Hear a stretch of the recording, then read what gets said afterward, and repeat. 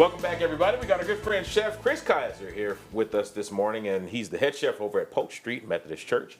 And he's got this deal right here this morning. Is very creative, and it's really kind of like a anytime type of day or anytime type of season type deal, right? Absolutely, absolutely. Okay. So what I'm going to be preparing for y'all today and walking y'all through is a baked brie in croûte. So I'm sure most people are already familiar with baked brie. It's a really good appetizer when you're going to a party.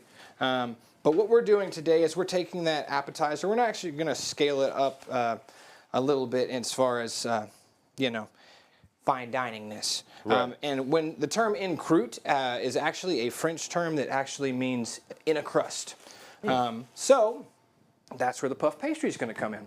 So to start off, we've got our baked brie.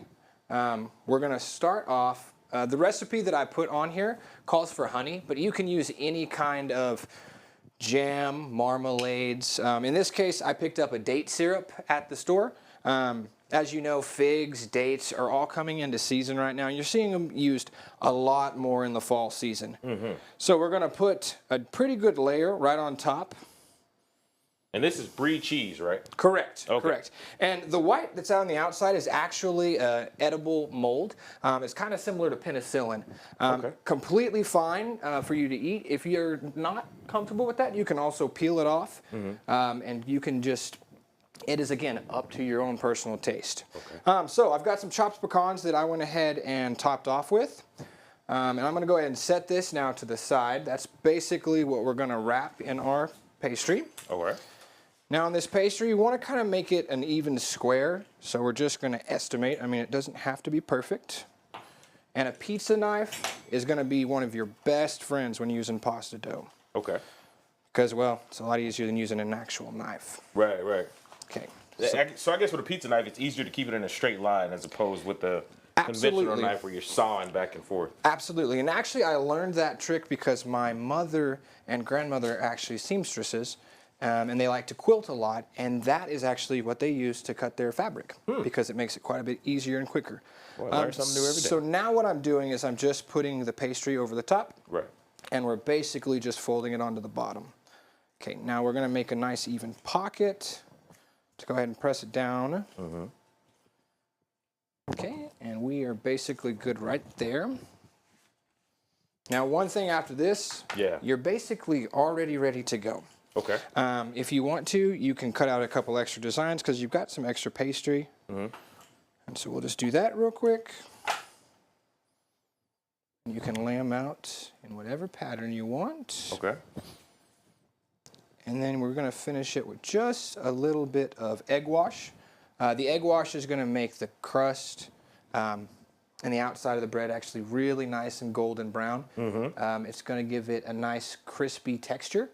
So when you actually do cut into it, that it should actually kind of crunch a little bit. Right. So again, you're just lightly going over it. And then again after this, I included some fresh herbs because, again, class it up just a little bit. Yeah.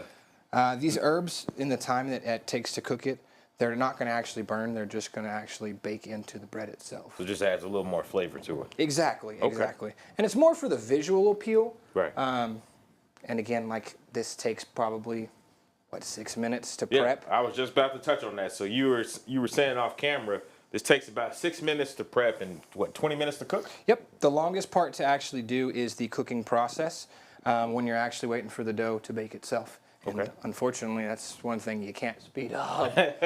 Right. Now we got, go ahead. No, you go ahead. We got about 45 seconds. What are some, now you said this is a good appetizer, right? Absolutely. Okay. Absolutely. So when we get back from the break, we'll actually go ahead and build the entire appetizer along with some crackers and some fresh fruit. So that way you can get a good visual representation on how you would take it to a party. Okay. Absolutely. Now, about 30 seconds, what are some other good fall type dishes since we're getting into that season? Yeah, so right now, one of my favorite things to do is going to be risotto, obviously. Mm-hmm. And next time I come on the segment, I'll actually plan on doing that. Okay. But anything with roasted root vegetables or pumpkins and gourds are coming in. They're everywhere right now. Right. So just roasting those in the oven, you can't go wrong. Man, all right. Chef Chris Kizer, don't leave because he's got some TV magic for you here in about, 10, 15 minutes.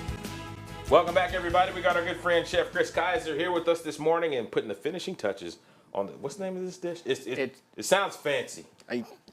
It's baked brie in croûte. Baked brie in croûte. Okay, Yep. I like that. So pop quiz, what does in croûte mean? We talked about it in the first segment.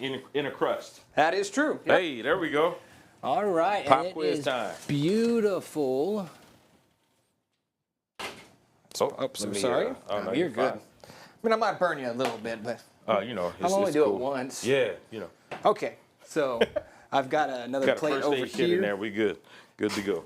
I've got another plate over here for our presentation plate. All right. So we're gonna take this bad boy right off there. Let me get this hot pan out of the way so I take the risk of burning you out of the equation. All right. And then I picked up some just whole grain crackers when I was at the store. Again, it's super versatile if you'd rather do saltine crackers, Ritz crackers. I know off screen we were talking about the ones from United that are super spicy. Yeah, that I feel love like those. I don't think I've ever met a person that has anything negative to say about Yeah, I'm this. telling you. So what I'm going to do is just fan out a little bit of these crackers on this side of the plate. And they're going to kind of tuck around and wrap around the bread itself. Right. And then I just picked up an apple, which I think this has to be one of the biggest apples I've ever seen. Same. But of course, I went with my son, and he's like, "We have to get this one." So of course, I mean, how could I say no to that logic? Right. So again, I would like to cut these just in wedges, because again, you're going to want them to be able to hold up when you actually cut some of the brie, Right. so that you can actually eat it together. Fruit complements brie super well. Okay. Brie itself is going to be kind of like a cream cheese, Yeah. mixed with like a goat cheese a little bit. It's got more of a creamy texture, right? Exactly. But it definitely could use a little bit of sweetness to complement it. Okay. So that's where the apples come in. But again, you can use any kind of things that you want. If you'd rather have bananas, you can do that. You could do Like berries, I guess? You could also do like some fresh figs along with this, especially because you can find those right now. Yeah. And again, super easy, super quick. And as you can see, the presentation is pretty nice. Yeah, it looks good, man. Absolutely. And then what we're looking for on the actual crust itself is when we cut it, we'll go ahead and cut into this one. Okay. Just so you can see. See, there's that crunch I was talking about. From the egg wash. Yeah. And you can see you get a really nice soft piece of brie. Yeah. Your crust is baked all the way through. And You you can got the syrup and the pecans. and that fig is starting to run a little bit. Absolutely. Now, I think off camera we were talking about, jams and things like that are good, with fall dishes. Is a jam something good to put with something like this? Absolutely. Okay. Because again, you've got that outside crust now at this point. It's basically going to be like an unsweet bread. So again, if you like raspberry jams, apricots are great. But again, there's not really a wrong one you can go with. Yeah. But it's super easy dish to make. And again, you can do any designs. You don't even have to do a design. But again, it took an extra, 2 seconds to do it? It didn't take long at And all. even if you've got cookie cutters at home, it's a super easy trick to be able to do them in a pretty quick and easy way. Might be a good Thanksgiving appetizer. Absolutely, absolutely. Even I know that there's Halloween parties and stuff coming up. You can also do like skull and crossbones on the top of them, or make them into pumpkins. And to make them into pumpkin, all you would do is, before we did it, we would just tie butcher twine around it. And then as it bakes, it will actually create those little pockets like a pumpkin would do. Absolutely. Absolutely. All right, man. Well, we're out of time, unfortunately, but Chef Chris, always great to have you here with us. Thank you again for having me again. Absolutely. And for more information on these recipes, go to myhighplains.com.